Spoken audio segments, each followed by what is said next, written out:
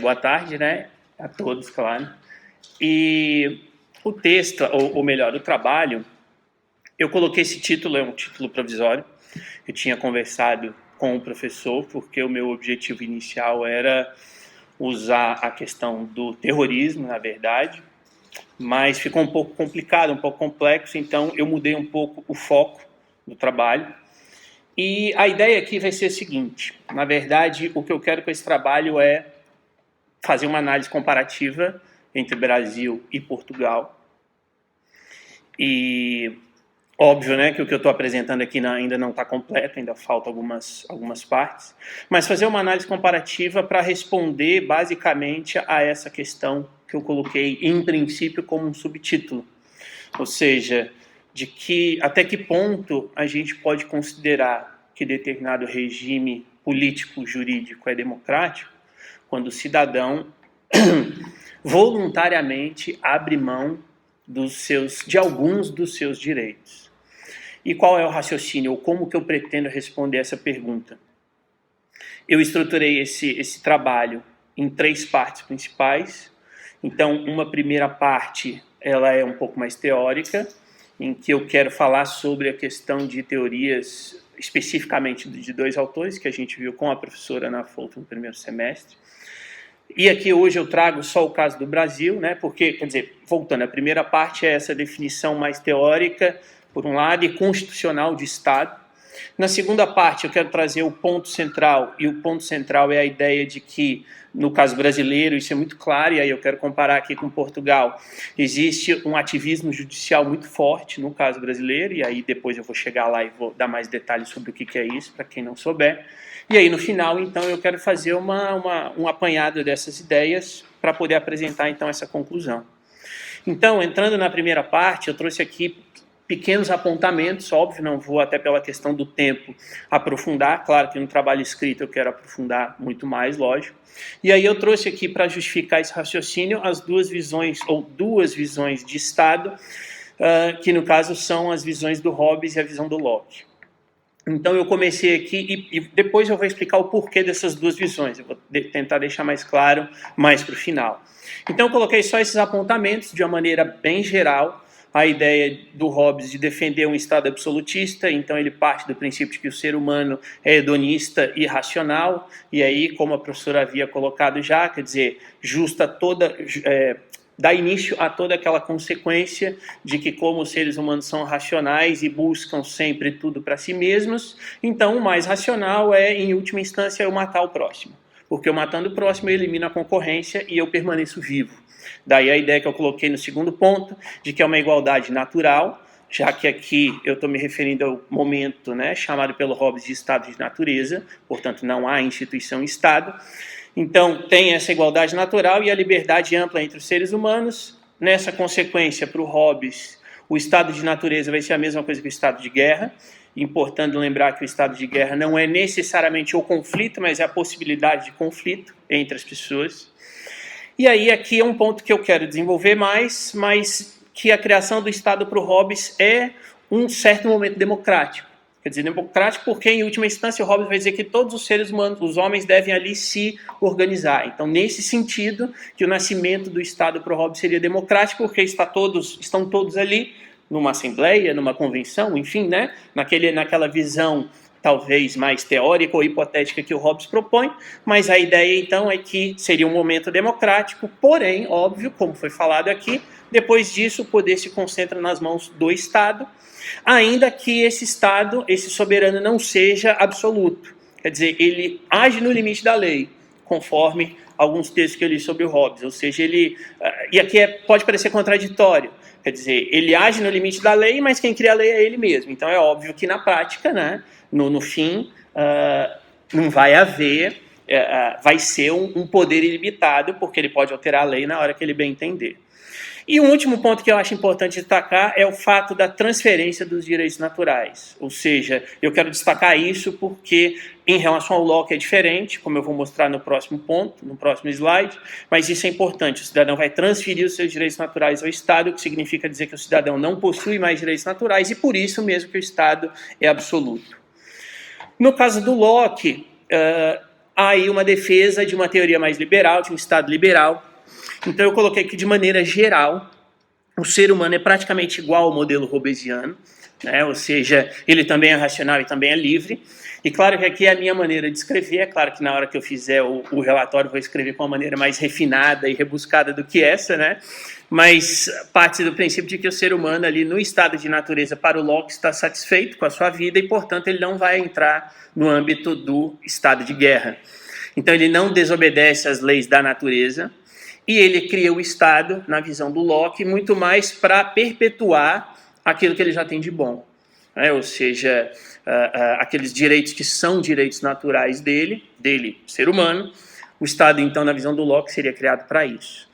E aqui é um ponto, como eu disse agora, que eu quero destacar o diferenciar em relação ao Hobbes, ou seja, o Estado é criado com base no consentimento, né, pela cessão temporária, eu chamei assim, é uma cessão temporária dos direitos naturais do cidadão ao Estado, então não é uma transferência como no caso do Hobbes, o que implica em dizer que para o Locke o Estado tem limites, e daí a ideia do Estado liberal, quer dizer, o Estado pode fazer aquilo que ele foi originariamente criado para fazer, digamos assim, e em princípio, quer dizer, como o cidadão no estado de natureza tem uma vida boa e o estado de sociedade é criado para manter essa vida boa, seria racional pensar que, entre aspas, aqui o Estado não vai fazer nada. Ou seja, o Estado só vai interferir se houver algo absurdo, algo muito necessário, daí a ideia do Estado liberal. E mais importante é a questão que eu quis diferenciar do Hobbes a transferência dos direitos e do Locke a cessão temporária. Por que temporária? Porque o Locke, e aí eu vou até já passar para o próximo aqui, né, o Locke compreende ou enxerga um certo controle do Estado pelo cidadão. Por isso que aqui eu coloquei dessa forma, que para o Hobbes não existe esse controle do Estado, porque é um Estado absolutista, e mais do que isso, porque se o cidadão transferiu, então o cidadão não tem o direito de controlar o Estado, porque ele não tem mais direitos.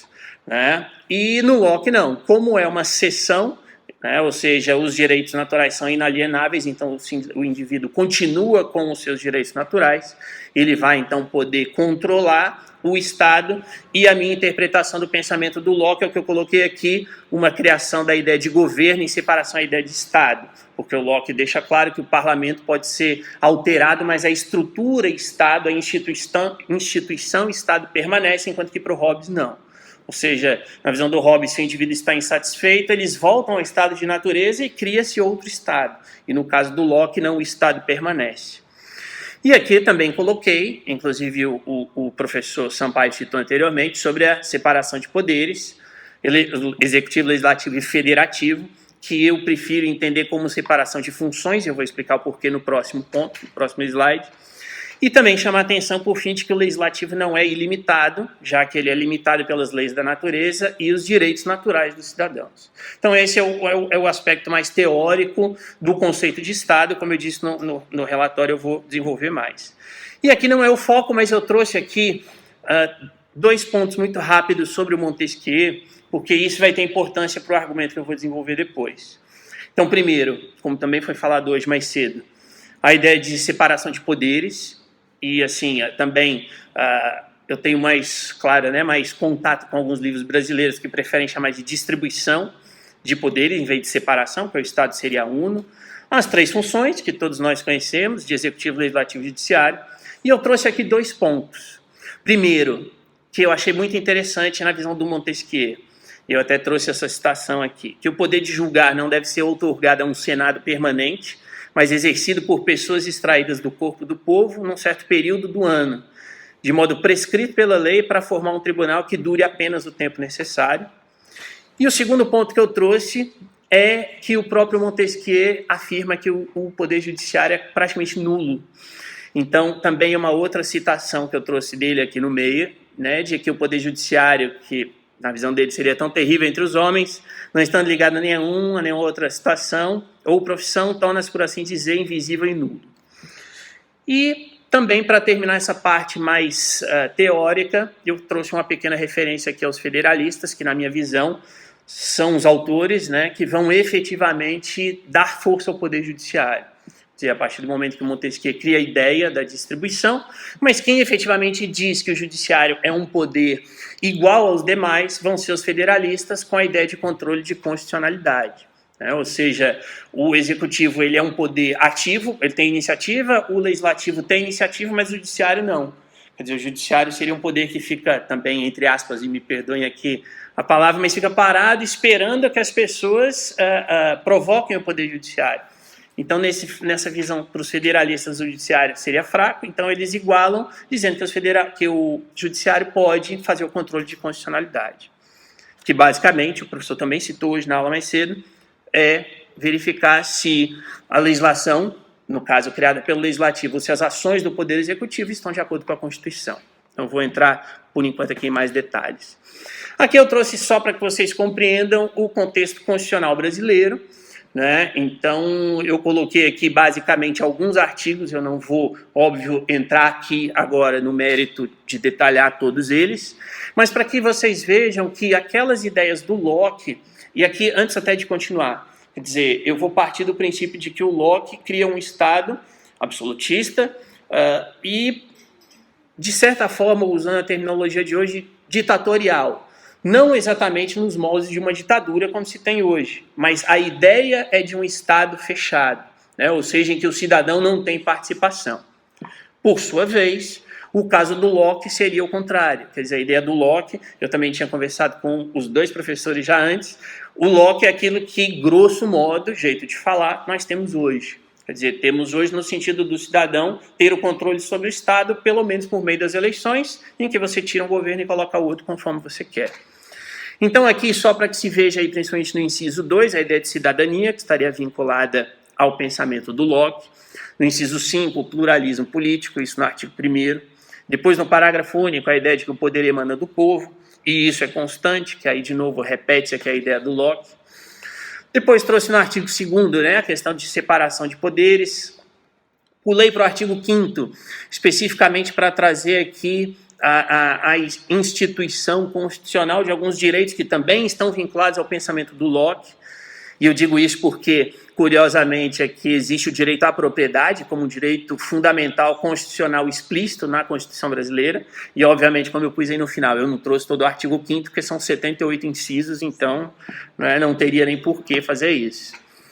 E, para terminar essa parte inicial, eu trouxe também o artigo 14 para mostrar a ideia do Locke de participação popular.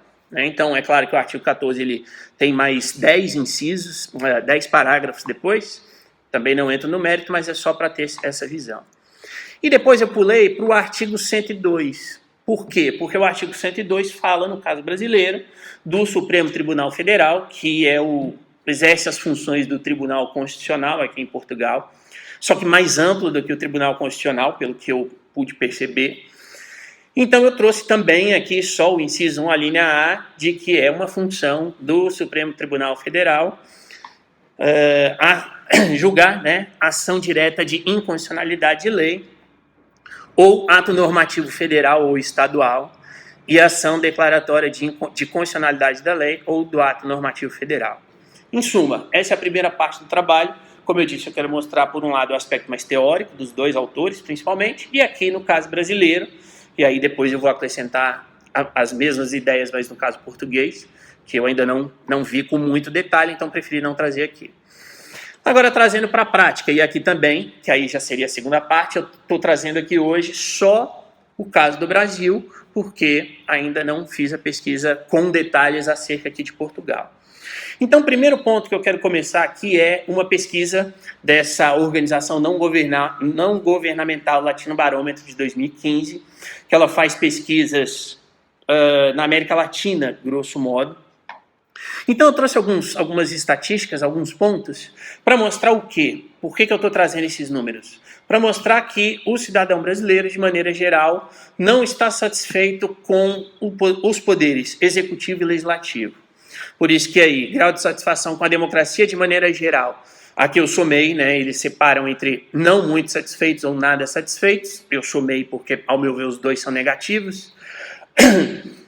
A ideia de que o país é governado por apenas alguns, então 86% pensam isso. A política é complicada e não se entende.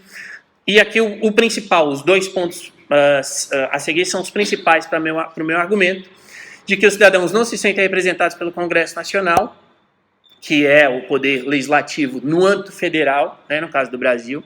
E também, claro, eu vou embasar o meu relatório só no âmbito federal, não vou entrar nos estados, porque senão não vou terminar no prazo o relatório, né?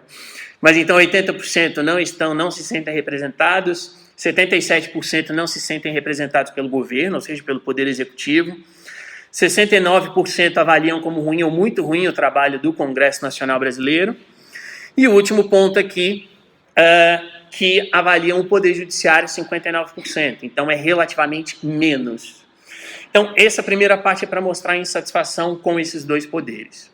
Por outro lado, e é aí que entra a ideia do ativismo, como se pode ver já no último ponto, eu trouxe aqui também o caso brasileiro, especificamente, um relatório que é feito todo ano pelo Conselho Nacional de Justiça no Brasil, né, Justiça em Números 2016, e um dos pontos que eles trazem lá é que no caso brasileiro, somando-se todas as instâncias, quer dizer, tem tribunais de âmbito federal, tem tribunais de âmbito regional, de âmbito estadual, então tem mais de 102 milhões de processos, o que é claro que o Brasil tem 210 quase milhões de habitantes, mas é praticamente um processo para cada 2 pessoas, segundo o Conselho Nacional de Justiça, excluindo os processos do Supremo Tribunal Federal.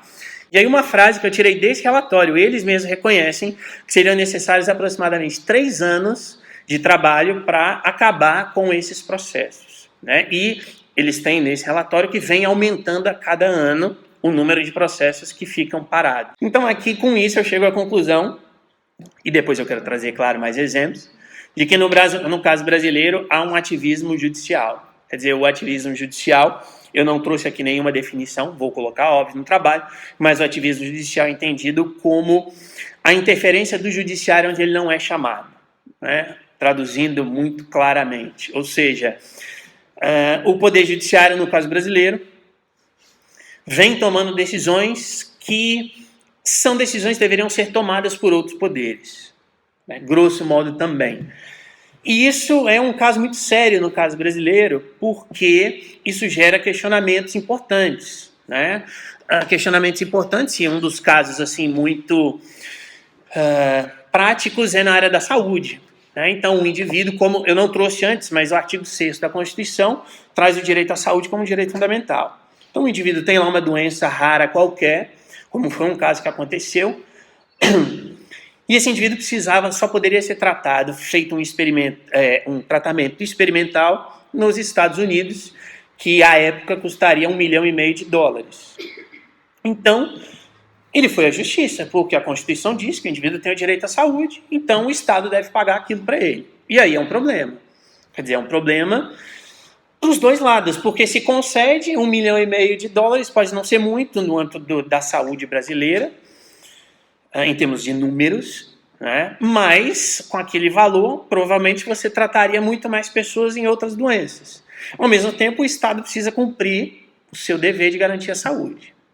Por isso que esse é o problema, e aí esse é o pano de fundo que dá título, de certa forma, ao meu trabalho. Ou seja, a minha ideia é tentar analisar, com base nesses argumentos, até que ponto hoje não se está saindo de um Estado nos moldes do Locke, quer dizer, um Estado que garanta a liberdade, etc., em direção a um Estado, também aqui muito genericamente falando, centralizado, mas centralizado não nas mãos do Executivo, nem do Legislativo, mas sim do Judiciário. E aí eu trago aqui, para tentar mostrar, esse é um exemplo, na verdade até eu trouxe 2, mais um eu desenvolvi, mais o outro não, mas tem números que é o que a professora perguntou agora. Eu trouxe esse exemplo que é o habeas corpus 126.292, de 2015. Minto, 2016, do ano passado. Então, o cidadão foi condenado na primeira instância por roubo circunstanciado, mas com direito a recorrer em liberdade. A defesa apelou para o Tribunal de Justiça do Estado de São Paulo, que negou o recurso e determinou a expedição de mandado de prisão contra o indivíduo. Aí a defesa foi para o Superior Tribunal de Justiça e o ministro-presidente indeferiu o pedido, ou seja, continuou preso. A defesa impetrou habeas corpus no Supremo Tribunal Federal, que é o que dá o número, ocasião em que o ministro relator deferiu o pedido por meio dessa medida cautelar. E aí a decisão foi para o plenário do Supremo Tribunal Federal, que reiterou a decisão do Tribunal de Justiça, ou seja, negou o direito do acusado de recorrer em liberdade. Qual é o problema aqui? E aí a questão do federalismo brasileiro das instâncias, ou seja, você tem o Tribunal de Justiça de São Paulo, o indivíduo pode recorrer ao Superior Tribunal de Justiça, e além disso ele recorre ao Supremo Tribunal Federal, porque habeas corpus é competência do Supremo Tribunal Federal como última instância. O importante aqui é ter a ideia dos recursos. E aí, aqui até ficou fora de ordem, eu já vou avançar, depois eu volto. Eu queria que vocês vissem o segundo ponto que está aí. Está na Constituição Federal, artigo 5º, inciso 57. Ninguém será considerado culpado até o trânsito em julgado da sentença penal condenatória. O que significa isso dizer? Significa que o indivíduo só pode efetivamente vir a ser preso depois que se esgotarem todos os recursos. Ou seja, quando não houver mais recurso, aí sim ele vai preso. E o que aconteceu, eu vou voltar aqui, é que não se deu esse recurso. Ou seja, parou no Tribunal de Justiça, então em tese o indivíduo ainda teria mais recursos, mas o Supremo Tribunal Federal então negou o pedido.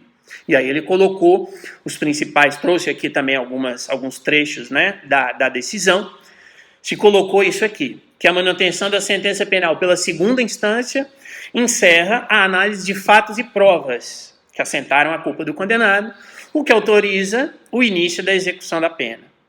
E exaure-se o princípio da não culpabilidade, até porque os recursos cabíveis da decisão de segundo grau, ao STJ, que é o Superior Tribunal de Justiça, ou o Supremo, não se prestam a discutir fatos e provas, mas apenas a matéria de direito. Qual a consequência? Que houve uma mudança, porque o Supremo Tribunal Federal antes tinha essa interpretação em outro habeas corpus, quer dizer, de que pelo texto constitucional, como está lá, não seria passível admitir, em conformidade com os preceitos constitucionais e com a lei de execução penal, que eu já vou chegar nela e explicar o que é em detalhes, a antecipação da pena antes do trânsito em julgado do processo. Então, aqui já é a minha visão, né, de que o STF contrariou esses direitos, e contrariou esses direitos por quê? Por causa do que está na Constituição. Ou seja, ninguém será considerado culpado até o trânsito em julgado. Além disso, tem o artigo 283 do Código de Processo Penal, e aí eu pulo um pouquinho aqui para o meio, onde diz ali que ninguém poderá ser preso, etc., em decorrência, a não ser, em decorrência de sentença condenatória transitada em julgado. Depois tem a LEP, que é a Lei de Execução Penal, que é o que regula a execução penal no caso brasileiro. Então, a LEP, eu trouxe esses dois artigos, mas tem outros que deixam sempre explícito. Transitando em julgado a sentença, aí sim se vai fazer isso, se vai fazer aquilo. E além disso, eu trouxe aqui também 2 documentos internacionais que falam sobre isso. Então, eu trouxe a Declaração Universal dos Direitos Humanos, no artigo 11, número 1, em que ali mais para o final diz, toda pessoa acusada presume-se inocente, até que a sua culpabilidade fique legalmente provada no recurso de um processo público, em que todas as garantias necessárias de defesa lhe sejam asseguradas, o que, ao meu ver, é o entendimento de que se deve seguir todos os recursos. A mesma coisa no Pacto de San José da Costa Rica, que traz lá no artigo 8, Garantias Judiciais número 2, que toda pessoa acusada de um delito tem direito a que se presuma sua inocência, enquanto não se comprove legalmente sua culpa. E trouxe ainda, no artigo 5º, o parágrafo 2º e 3º, que falam sobre os tratados internacionais, a recepção dos tratados internacionais no caso brasileiro. Então, o artigo 2º diz que os direitos e garantias expressos na Constituição não excluem outros, decorrentes do regime e dos princípios por ela adotados, ou de tratados internacionais em que a República Federativa do Brasil seja parte, e diz que os tratados e convenções internacionais sobre direitos humanos, como são os dois, ou principalmente o pacto que eu citei antes, que forem aprovados em cada casa do Congresso Nacional, ou seja, Senado e Câmara, em 2 turnos por 3/5 dos votos nos respectivos membros, são equivalentes às emendas constitucionais. Ou seja, grosso modo, significa dizer que todo o pacto de direitos humanos que for aprovado no Congresso Nacional com essa regra, está no mesmo nível hierárquico que a Constituição. Ou seja, faz parte. Então, os 2 pactos também trazem isso. Bom, deixa eu ver o que mais aqui. Aqui, o argumento do ministro Luiz Roberto Barroso, inclusive, diferente daqui no Brasil, sabe-se o nome dos ministros todos, porque, enfim, gostam de ir para a mídia bastante. Então, passa-se a entender assim, que uma vez decorrida a condenação em segundo grau, está rompida a presunção de não culpabilidade e já há a possibilidade de se dar cumprimento à decisão condenatória. Tá? Então, segundo ele, não haveria mais a necessidade de se analisar os fatos. Já o ministro Celso de Mello bateu na tecla aí, como a gente diz, que a Constituição estabelece de modo inequívoco que a presunção de inocência só perde sua eficácia após o trânsito em julgado. E aí aqui, entrando na terceira parte, que são os pontos que eu quero debater. Ou seja, se essa decisão do STF, ela mesma foi inconstitucional, de certa forma, devido a um ativismo judicial. Então, vários autores brasileiros sobre esse caso especificamente argumentam que a motivação no STF foi dar celeridade, o que é muito relevante, considerando que existem a média, inclusive eu volto àquele relatório, diz que a média no Brasil é de 6 anos cada processo, então precisa ser mais célere, ok? Mas aí eu volto àquela questão do ativismo judicial, ou seja, o Poder Judiciário brasileiro, especialmente o Supremo Tribunal, ou simbolizado pelo Supremo Tribunal Federal, o que eu considero como péssimo, porque o Supremo Tribunal Federal deveria ser o mais isento de todos, vem tomando decisões com base nessa ideia do clamor popular. Quer dizer, no caso brasileiro, existe muito aquela ideia de que compete ao Estado fazer a vingança. Então, as pessoas querem que seja rápido. E ainda mais, eu imagino que vocês têm alguma ideia, pelo menos, da operação lá, da Lava Jato.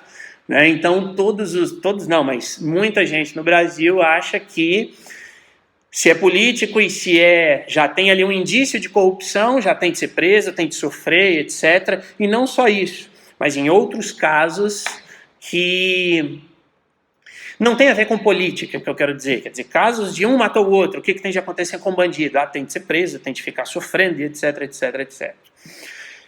Ou seja, por isso que eu coloquei aqui, há uma certa mitigação de direitos fundamentais em nome de uma suposta eficácia da justiça. E vejam que, obviamente, eu não sou contra a eficácia e celeridade da justiça, mas eu parto do princípio de que as leis têm de ser cumpridas, e a Constituição é uma lei.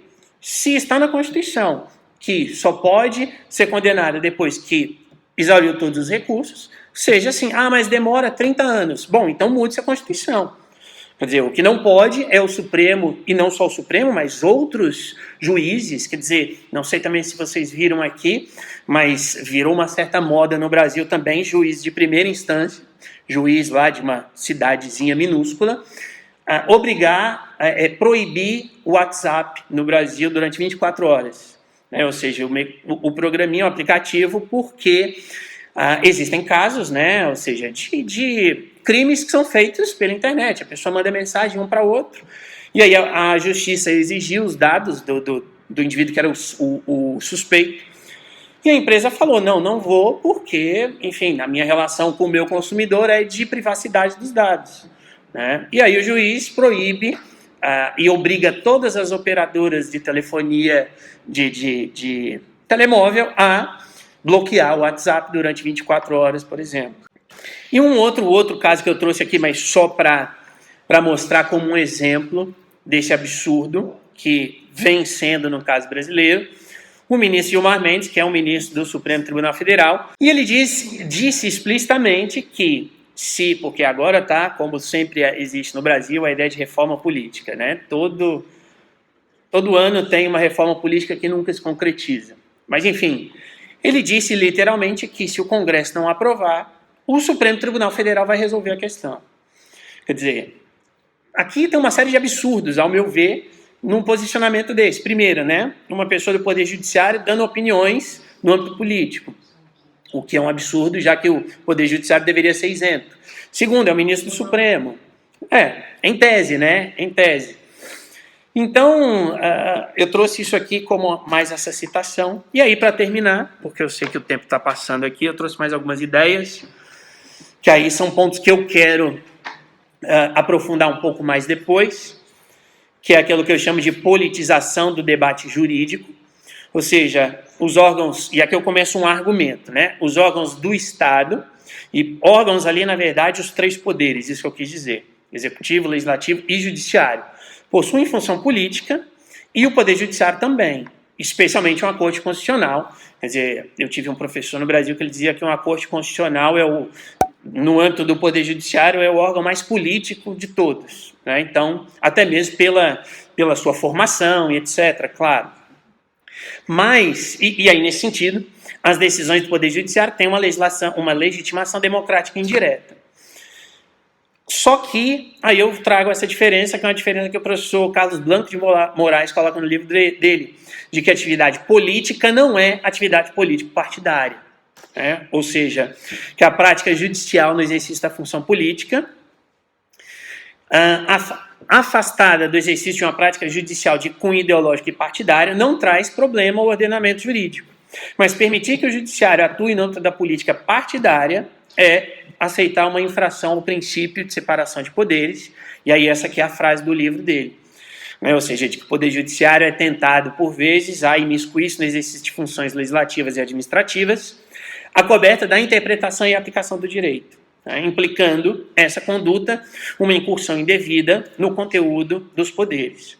E aqui, para terminar, finalmente, eu digo que há, então, esse risco à legitimidade democrática do Poder Judiciário. Aquela legitimidade que eu disse que ele tem, é indireta, mas tem, como órgão do Estado, mas acaba por se perder quando se começa a ter esse tipo de fundamentação. O ministro Barroso, por exemplo, disse explicitamente que o judiciário brasileiro, especificamente o Supremo Tribunal Federal, era a vanguarda iluminista da sociedade brasileira. Então, se o Legislativo e o Executivo não querem fazer alguma coisa, cabe ao judiciário chamar para si e fazer. Só que não é esse o papel do judiciário, né? Que mais aqui? Aí aqui é a consequência que eu falei, quer dizer, quando o Poder Judiciário em geral, né, vai além do que deve fazer, ele vai além dos seus limites, e uma vez então que ele deixa de ser imparcial e passa a decidir contra ou a favor de um tema qualquer com base em critérios político-partidários e não políticos, naquela diferenciação que eu fiz antes, passa o STF então a sofrer dos mesmos males que afligem os outros dois poderes, né, especificamente aqueles de falta de legitimidade popular, tanto que até um tempo atrás, quando eu ainda estava no Brasil, era muito claro, né? O judiciário é isento, o judiciário é aquela, entre aspas, última esperança de solucionar os problemas. E hoje tem muito claramente a torcida, a favor ou contra o Gilmar Mendes, a favor ou contra aquele, como se fosse um partido político, né? E aí eu quero usar isso, então, como argumento para responder aquela pergunta que eu fiz no início. Ou seja, no caso brasileiro, especificamente, não sei em detalhes aqui em Portugal, que eu ainda estou vendo e não quis trazer para não falar nada errado aqui, e estragar a minha apresentação, né? Mas no caso brasileiro é muito forte isso, e eu, não só eu, claro, mas enfim, aqui é o argumento então de que o cidadão acaba, e aí fechando com aquela ideia do Hobbes e do Locke, abrindo mão de vários direitos, como é o próprio direito aí ao trânsito em julgado que eu citei antes, em prol de uma certa rapidez, de uma celeridade, de uma vontade de ver a justiça sendo concretizada. Só que é muito fácil falar quando é para o outro, né? E se o indivíduo um dia for, mesmo que erroneamente, pego pelo Estado, aí ele vai ser julgado, e enquanto ele não prova a sua inocência, ele está lá cumprindo pena sendo inocente. Então, é como eu disse antes, né? Bem ou mal, se é lei ou não, tem que ser cumprida. Se não gosta, muda-se a lei, muda-se a Constituição. Até porque, no caso brasileiro, é relativamente mais fácil fazer alterações da Constituição do que aqui em Portugal. Então, é essa a ideia, e como eu pus no final, muito obrigado. E, claro, fico aqui no aguardo de críticas, sugestões, de preferência mais sugestões do que críticas.